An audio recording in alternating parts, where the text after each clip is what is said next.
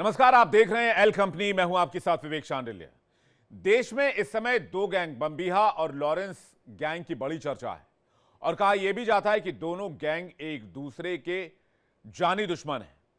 दोनों अपने खौफनाक साम्राज्य के लिए जाने जाते हैं और दोनों अपने हिसाब से अपने अपने साम्राज्य को विस्तार देने की कोशिश भी कर रहे हैं।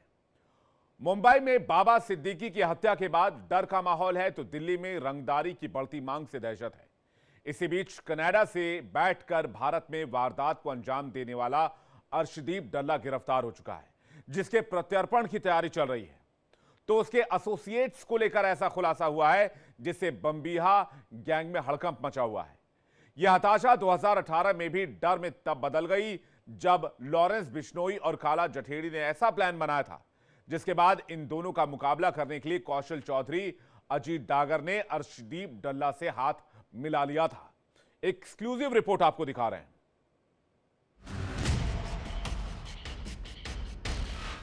जो करेंगे ना, ये भी हमने कहकर नहीं मारा। ये बोल रहे हैं सलमान खान को मारना है, ऐसा करना है, वैसा करना है। पहले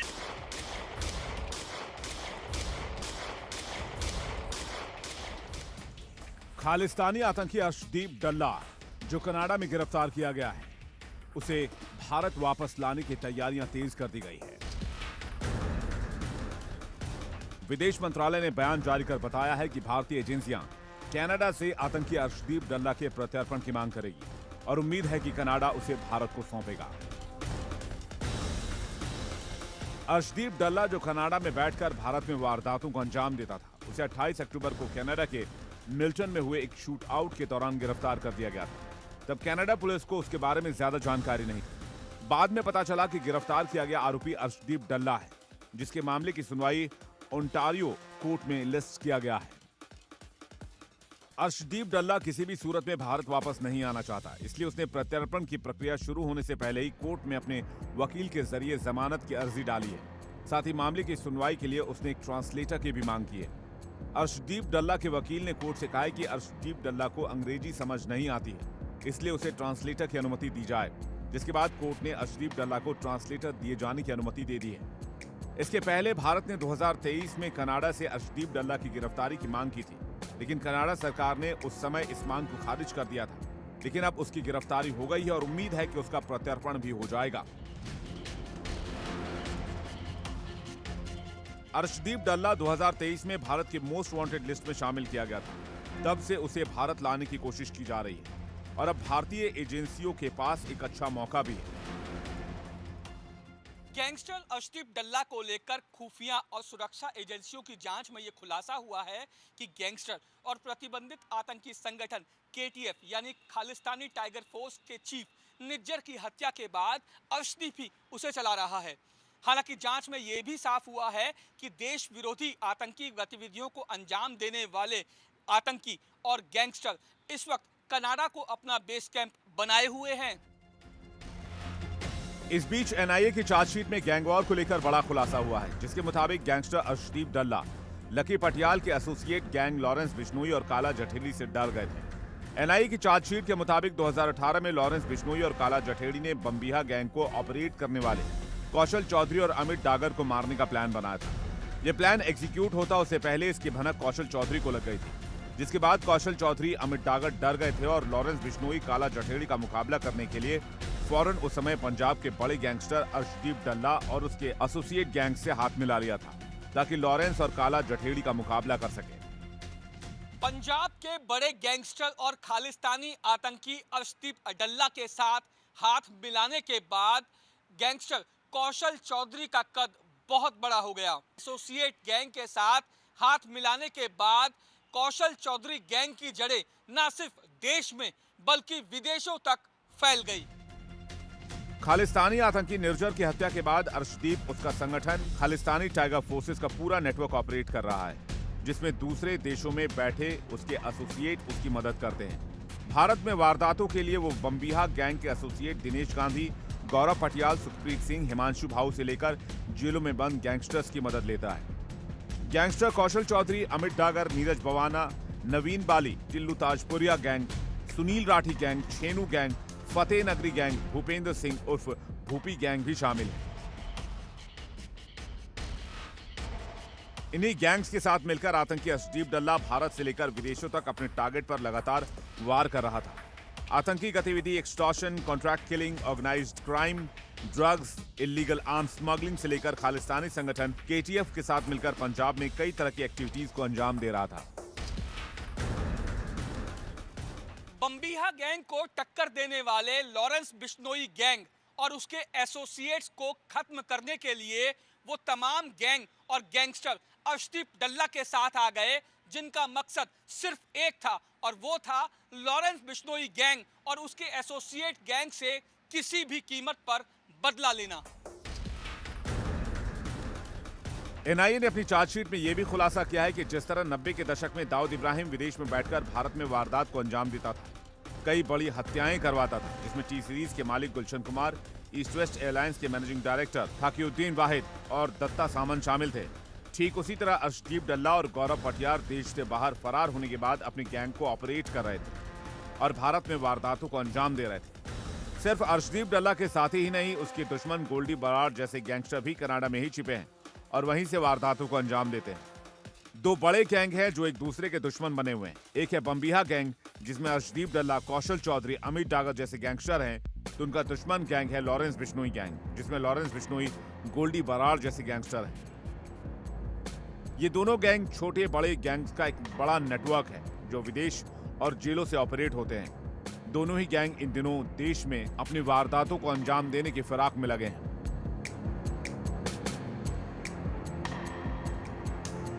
bureau report, India daily.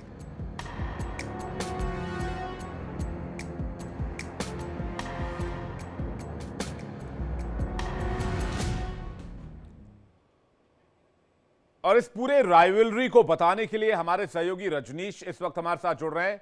Rajneesh के पास चलते हैं।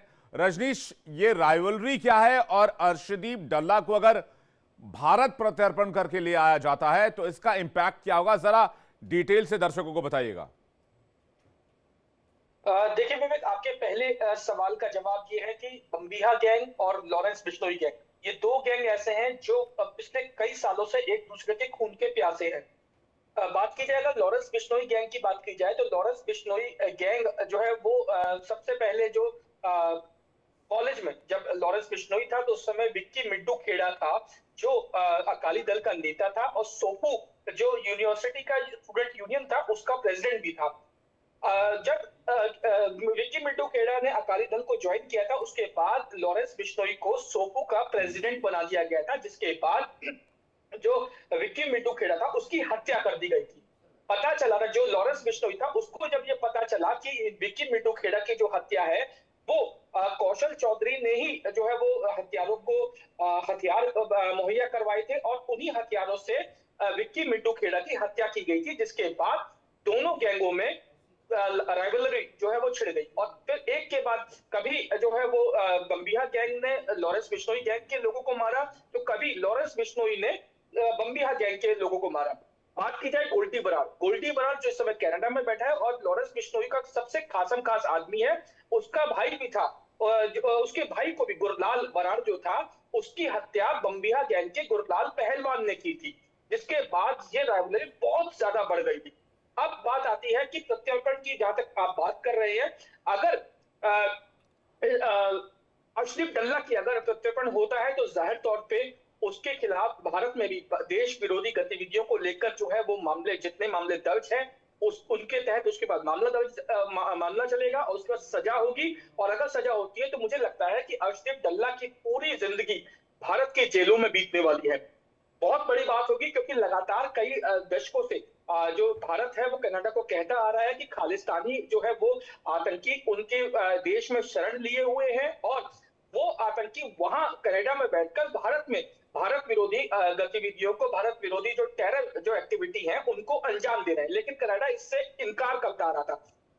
ये खटास इतनी बढ़ गई थी कि आज जो रिश्ते भारत और पाकिस्तान, भारत और कनाडा के हैं वो जग जाहिर है कि किस तरीके के हैं। लेकिन मैं आपको बताऊं कि पिछले दिनों खालिस्तानी के एक वीडियो सामने आया था जिसमें खालिस्तानियों ने कनाडा को कहा कि वो उनका देश है।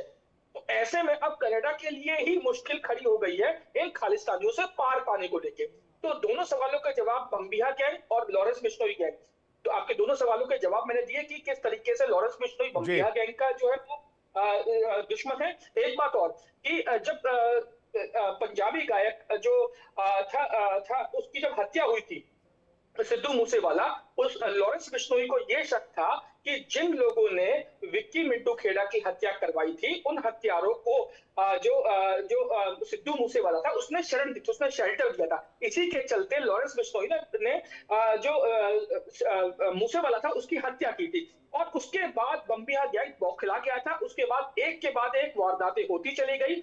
दिल्ली में किस तरीके से वारदातें होनी सबके सामने है, कनाडा में किस तरीके से वहां बैठ के यहाँ पे वारदातों को अंजाम दिया जा रहा है सबके सामने। जी विवेक।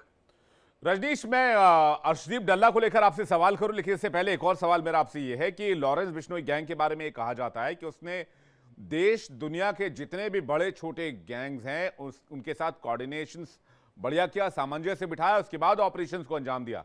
लेकिन बम्बिहा गैंग के साथ दुश्मनी की वजह आपने लोकल राइवलरी बताई, इसको जरा डिटेल में समझाइएगा कि आखिर ये दोनों गैंग आमने सामने कैसे हो गए और ये आगे आने वाले समय में कितना खतरनाक हो सकता है ये राइवलरी।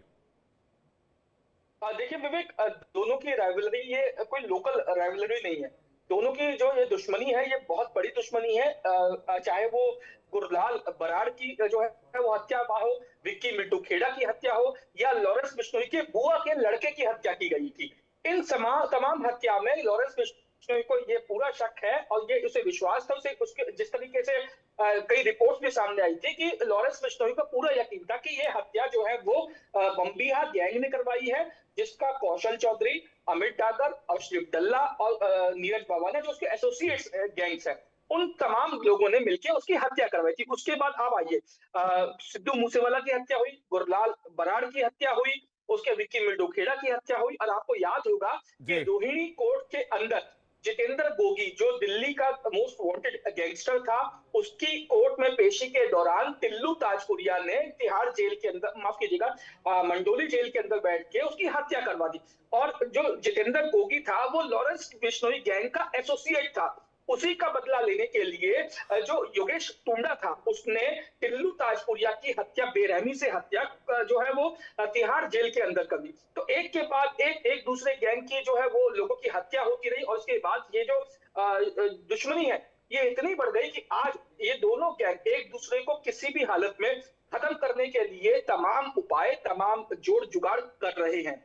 अगर आप बड़े लेवल की अगर बात की जाए तो बड़े लेवल पे आपको याद होगा प्रोटेक्शन मनी मांगी जाती है, फिरौती वसूल की जाती है। अब एक गैंग अगर किसी व्यवसायी से प्रोटेक्शन मनी लेता है तो दूसरा गैंग उसको भी टारगेट करता है। तो ऐसे में दोनों रजनीश अर्शदीप को लेकर सवाल मेरा ये था कि अर्शदीप कितना इंपॉर्टेंट मोहरा है अगर इस पूरे गैंग की बात करें जिसकी चर्चा आप कर रहे हैं। देखिए विवेक, अर्शदीप अगर भारत लाया जाता है तो केटीएफ जो खालिस्तानी टाइगर फोर्स है वो कहीं ना कहीं खत्म होने की कगार पे आ जाएगी, क्योंकि निज्जर की हत्या के बाद जो रिपोर्ट्स है, जो एजेंसीज की रिपोर्ट है, उनका यह कहना है कि केटीएफ जो खालिस्तानी टाइगर फोर्स है उसको अर्शदीप डल्ला ही जो ऑपरेट कर रहा है, उसके तमाम गतिविधियों को संचालित कर रहा है कनाडा में बैठकर। अगर अर्शदीप डल्ला को प्रत्यार्पित करके भारत ला लिया जाता है तो केटीएफ पे लगभग पूरी तरीके से शिकंजा कसा जा सकेगा और कई इंपॉर्टेंट जानकारियां भी हासिल की जा सकेंगी। एक बहुत इंपॉर्टेंट इंफॉर्मेशन आप दे रहे हैं रजनीश, बने रहिएगा हमारे साथ, क्योंकि लॉरेंस बिश्नोई से जुड़ी हुई एक और जानकारी सामने आ रही है। लॉरेंस बिश्नोई गैंग ने बीते महीनों सलमान खान के घर के बाहर गोली चलवाकर दहशत पैदा कर दी मुंबई में। इसके बाद एनसीपी नेता बाबा सिद्दीकी का मर्डर भी इसी गैंग ने करवाया। अब लॉरेंस गैंग की तरफ से श्रद्धा वॉकर के हत्यारे को जान से मारने की धमकी दी गई है। जेल में ही निपटाने का पूरा प्लान तैयार करवा दिया गया है। आपको याद होगा श्रद्धा वॉकर की हत्या आफताब ने 35 टुकड़े करके किए थे। आफताब को जान से मारने की धमकी के बाद तिहाड़ जेल प्रशासन पूरी तरह से अलर्ट हो गया है।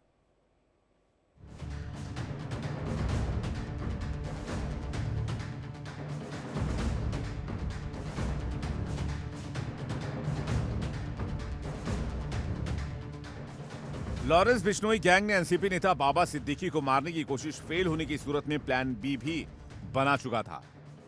बिश्नोई गैंग पुणे के एक नेता की हत्या की साजिश रच रहा था। बाबा सिद्दीकी मर्डर केस की जांच के दौरान यह खुलासा हुआ है। यह बड़ा खुलासा मुंबई क्राइम ब्रांच ने किया है। क्राइम ब्रांच के एक सीनियर अधिकारी ने बताया कि लॉरेंस बिश्नोई गैंग पुणे के एक नेता को मारने की योजना बना रहा था और इस अपराध को अंजाम देने की जिम्मेदारी प्लान बी में शामिल शूटर्स को दी गई थी। तो सवाल उठता है कि लॉरेंस बिश्नोई गैंग की लिस्ट में कौन कौन शामिल है और इसके कितने प्लान हैं? आखिर क्या है प्लान ए, बी, सी या फिर अपने गैंग लॉरेंस के लेटर एल तक की पूरी लिस्ट तैयार कर ली गई है, जिसे लेकर धमकी भरे कॉल्स भी आने शुरू हो गए। गैंगस्टर लॉरेंस बिश्नोई के हिट लिस्ट में अगला नंबर किसका होने वाला है? साबरमती जेल में बंद गैंगस्टर लॉरेंस बिश्नोई गैंग देश में बड़ा नाम हो गया है। आए दिन किसी की भी मौत की जिम्मेदारी ले लेता है। सिर्फ भारत ही नहीं बल्कि कनाडा और बाहर के देशों में भी इसके शूटर्स एक्टिव हैं। यानी जब और जिसे चाहे मौका मिलते ही ये गैंग अपनी टारगेट को बड़ी आसानी से हिट कर देता है और इसके लिए उसके गुर्गे हर जगह 24 घंटे तैयार रहते हैं। सलमान खान, सिद्धू मूसेवाला का मैनेजर शगनप्रीत, गैंगस्टर कौशल चौधरी से लेकर बिहार के पूर्णिया के सांसद पप्पू यादव को बार बार धमकी मिल रही है। लेकिन अब जो नया खुलासा हुआ है उसे सुनकर आपके पैरों तले जमीन खिसक जाएगी। लॉरेंस बिश्नोई गैंग के निशाने पर आफ्ताब पूनावाला भी आ गया है। जी हां, एक बार फिर ये नाम सुन लीजिए। ये नाम है आफ्ताब पूनावाला, जो फिलहाल दिल्ली के सबसे बड़े कारागार तिहाड़ जेल में बंद है। आफ्ताब पूनावाला को जान से मारने की मिली धमकी के बाद तिहाड़ जेल प्रशासन अलर्ट हो गया है। ऐसा इसलिए कि गैंगस्टर लॉरेंस बिश्नोई ने आफ्ताब पूनावाला को जान से मारने की धमकी दी है। सलमान खान के घर के बाहर फायरिंग करवाने से लेकर एनसीपी अजीत गुट के नेता बाबा सिद्दीकी की हत्या में शामिल लॉरेंस बिश्नोई गैंग के टारगेट पर अब श्रद्धा वॉलकर का हत्यारा है। यह वही हत्यारा आफ्ताब पूनावाला है जिसने श्रद्धा वॉलकर की हत्या करने के बाद डेड बॉडी के 1-2 नहीं बल्कि 35 टुकड़े किए थे। और फिलहाल इस मामले में ट्रायल जारी है और आरोपी दिल्ली की तिहाड़ जेल में बंद है।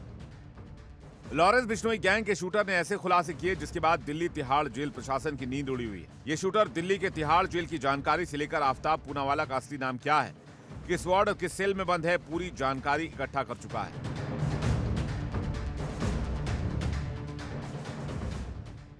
वार्ड में कितने कैदी हैं, घूमने का वक्त क्या होता है, इसकी जानकारी भी लगा चुका है। यहां तक कि आफ्ताब को किस कैदी के नाम से बुलाया जाता है, इसकी पूरी जानकारी भी थी।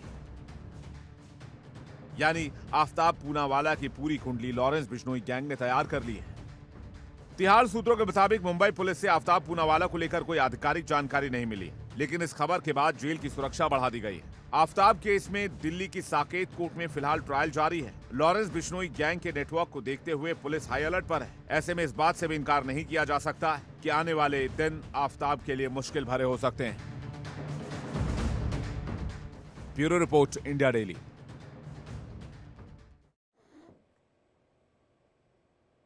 रजनीश हमारे साथ लगातार बने हुए। रजनीश, आखिर आफ्ताब को धमकी देने की वजह क्या है? देखिए विवेक, अभी पुख्ता तौर पे कुछ नहीं कहा जा सकता, लेकिन जो हमारे सोर्स हैं वो ये बता रहे हैं कि शिवा की जब गिरफ्तारी हुई है तो उसके बाद उससे जब पूछताछ हुई तो उसने पूछताछ में कई अहम खुलासे किए थे आफ्ताब पूनावाला को लेकर।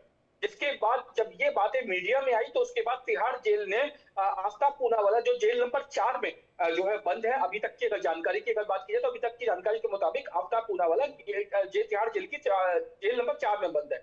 अब ऐसे में मेरी सुबह मैंने जो जेल प्रशासन है उनसे मेरी बात हुई थी। उनसे जब मैंने इस बारे में पुष्टि करना चाहिए तो उन्होंने कहा कि सिक्योरिटी रीजन से, सिक्योरिटी पॉइंट ऑफ व्यू से हम आपको इस बारे में जानकारी नहीं दे सकते हैं, लेकिन मीडिया रिपोर्ट्स जो आई है उसके अनुसार हम अपना काम कर रहे हैं, लेकिन हम क्या कर रहे हैं वो आपको नहीं बता सकते। तो ऐसे में ये चीज पुख्ता हो जाती है कि कहीं ना कहीं जेल प्रशासन को इसकी भी जो जानकारी है कि आफ्ताब पूनावाला जो है वो लॉरेंस बिश्नोई के टारगेट पे, ऐसा जो है सोर्सेज के हवाले से कहा जा रहा है। रजनीश, बहुत बहुत शुक्रिया इस जानकारी के लिए और हमारे साथ जुड़ने के लिए।